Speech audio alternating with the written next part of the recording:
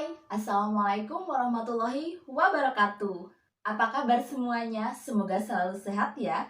Hari ini kita akan belajar materi Bahasa Indonesia kelas 9, yaitu teks diskusi.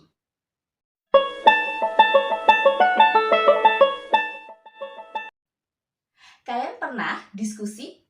Diskusi dengan teman sekelas? Diskusi dengan teman satu organisasi? Diskusi dengan guru? Atau diskusi dengan orang tua kalian? Pasti pernah bukan? Diskusi bisa dilakukan melalui lisan ataupun tertulis.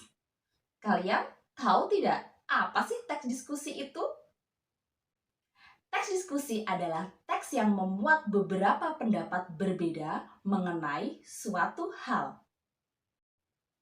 Tujuan dari teks diskusi adalah yang pertama memberikan pendapat, yang kedua menyelesaikan permasalahan, yang ketiga memberikan solusi. Sedangkan ciri-ciri teks diskusi yang pertama, teks diskusi itu memiliki struktur teks yang terdiri dari isu, argumen mendukung, argumen menentang, dan simpulan. Ciri yang kedua, teks diskusi itu memuat informasi yang bersifat informatif dan argumentatif. Informatif artinya bersifat memberikan informasi, dan argumentatif artinya bersifat memberikan pendapat. Diskusi itu banyak ragamnya, salah satunya diskusi kelompok. Diskusi kelompok memiliki unsur-unsur yang pertama, moderator.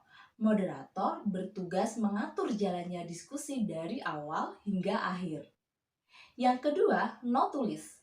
Notulis tugasnya adalah menulis atau mencatat poin-poin penting selama diskusi berlangsung. Yang ketiga adalah penyaji. Penyaji adalah narasumber yang memberikan informasi mengenai hal yang didiskusikan.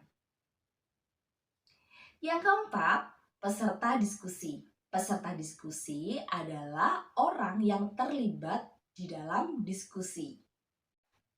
Nah, lalu bagaimana jika kamu ingin membuat teks diskusi? Langkah pertama, kamu harus mengetahui dulu struktur teksnya. Struktur teks akan mempermudah kamu dalam menyusun teks diskusi. Nah, kita bahas ya satu persatu mengenai struktur teksnya.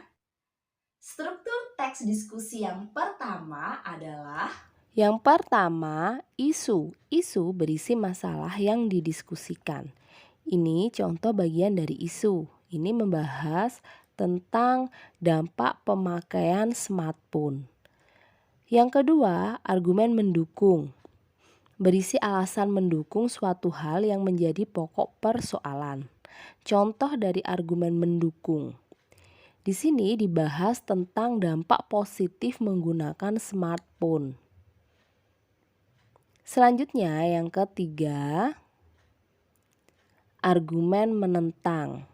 Alasan menentang atau menolak suatu hal. Ini contoh dari argumen menentang, berisi tentang dampak negatif penggunaan smartphone. Yang keempat, simpulan. Simpulan ini adalah hasil akhir atau saran kepada pembaca. Nah, ini adalah contoh dari simpulan, hasil akhir dari keseluruhan teks. bagaimana? Kalian sudah memahaminya? Kita ketemu di video selanjutnya ya. Nanti kita akan membahas kaidah kebahasaan teks diskusi dan cara menuliskan teks diskusi.